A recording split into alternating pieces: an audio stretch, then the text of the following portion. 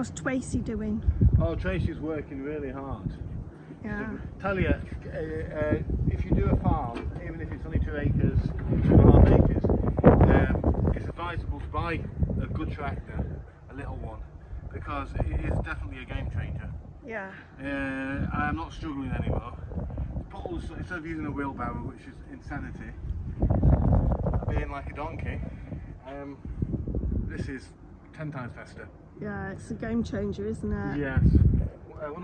One of the better decisions. Yeah. We're now filling our raised bed, which is fabulous. Our Abe's filling the raised bed. And we're going to get the tomatoes that we've been growing in there. We've got a bit of compost that we're going to mix with it, and also mix it with a bit of sand. It's about, is it 6:30, isn't it, Abes? Yeah, perfect time. Yeah, it's been too hot during the day.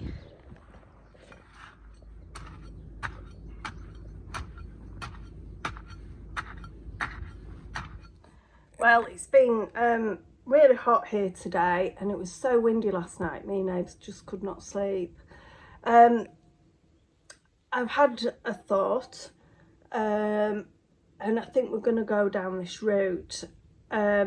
We got the quote for the bore pump, how much it's going to cost, and like anything, it's going to cost more than what we really want.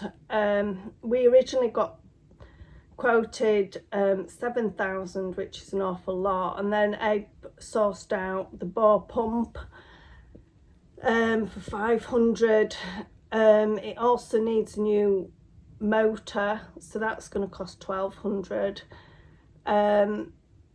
It also needs a breaker. That's what it needs. It needs a breaker. So to get the bore pump water, it is going to cost €3,100, which is an awful lot of money. But once we've done it, we will be able to grow a lot of fruit and vegetables. I always think if you move to an area and your neighbours are growing something rather well, that you should really learn by their example. And our neighbour is growing melons. And last year when we came to have a look at the house, the neighbour was growing watermelons. So I had an epiphany, and I thought, if you bought 1,000 melon seeds and you get 2 to 4 melons per plant, that is probably €2,000 to €4,000. So that's what I've done. I've bought €20 worth of melon seeds. I'm going to set them off in the polytunnel. So we've got Tracy the tractor and Sharon the digger. We should be able to, we're getting a plough attachment tomorrow.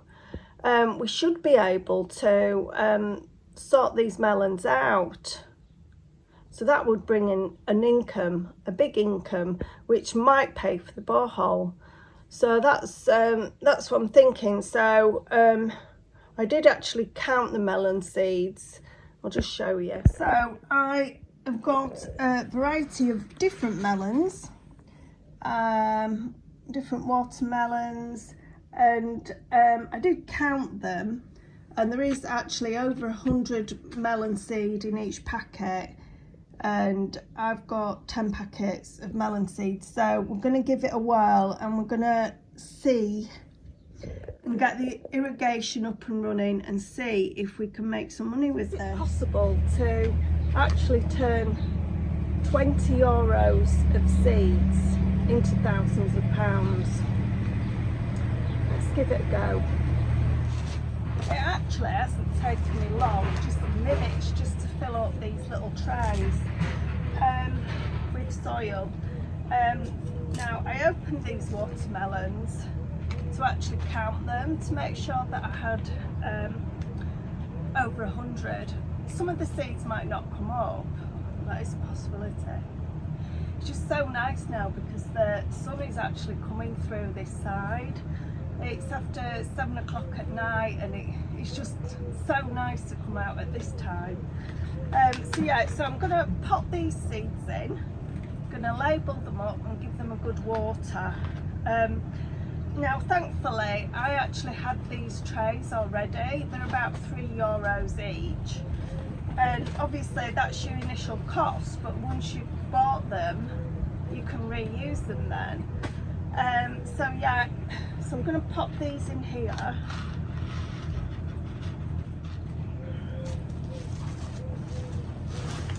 I absolutely love watermelon. I must admit, I think it's one of my favourite fruits. It's so refreshing, and the seeds are really good as well for you. They're full of potassium and all sorts of really good things. The thing is with this, it's always the initial setup cost, like the borehole, the irrigation system,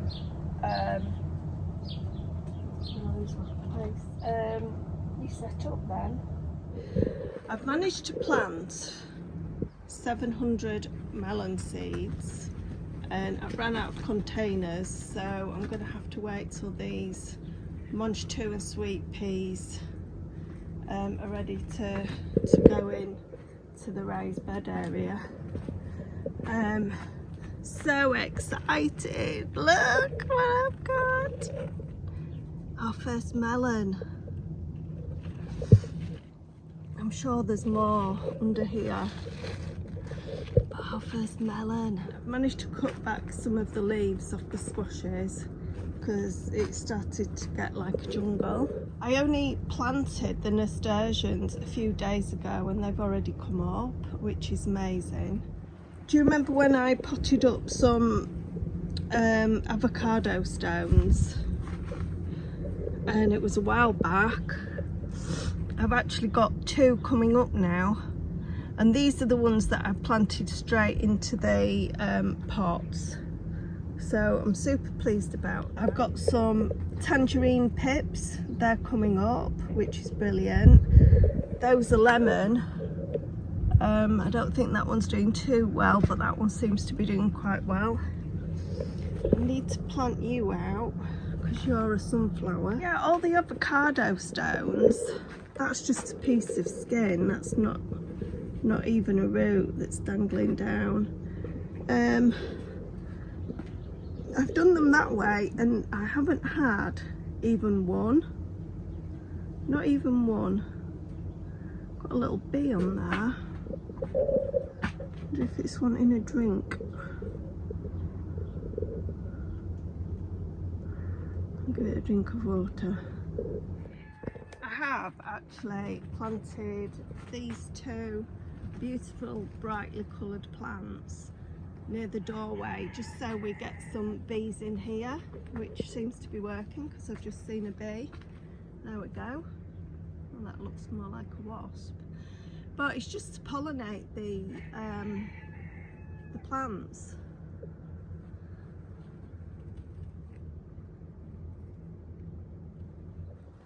Our figs are starting to be more pronounced. You can see them there. Ives coming with his tractor.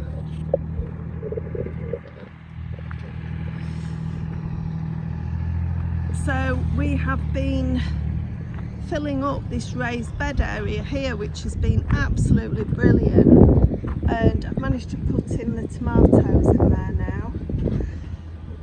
They haven't been moved out of the polytunnel.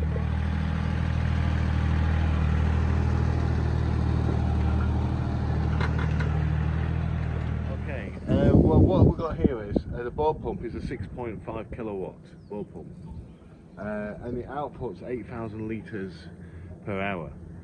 And what the ball pump does is it goes straight from the ground. I'll walk down here, point out to Andrew. So what we've done is we've replaced the steel for plastic, much more stronger plastic. You can see where the water line's been. Yeah, this is the water line. The colours is where the water line is. Yeah. They were set in the water. But the trouble is, all the bolts were damaged. And pipe work goes all the way down here. We'll walk along this pathway here. It'll be a bit more easy for Andrew because he has a tendency to fall on occasion. No, it's not that. It's just that I'm holding the camera and I don't want to fall. We have to decide what we're going to do with this because they haven't done very well here. No, I think we planted them too late, to be fair, so they are rather small. Yeah, it could be miniature copse, and the beans aren't very good as well, so again we think we planted too late on this one here. Yeah, I think it was worth a go, but I think we need to get the raised bed up and running in there. We did have the beans for lunch, although you probably didn't notice. Pipe work goes all the way across the wall here into the tank, and this is the other tank. Now it's a big tank, but what I might do is I might empty the tank and reseal it from inside. But we've got a swimming pool coming anyway. Yeah, so all the water can go into the swimming pool. We're just going to track how much water we've actually trickled out. We filled the tank up last night and it took about 3 hours, less than 3 hours, but it has got a slow leak. It's just a line. It's very little. How much has trickled out, Abes? Well, you can't notice because it's full. If you take the top off, now the water's to that point here, and you can see there's not much wastage whatsoever of it. So, and it was made, as you can tell, I can't really see with my glasses on, in 1988. But it's a massive tank.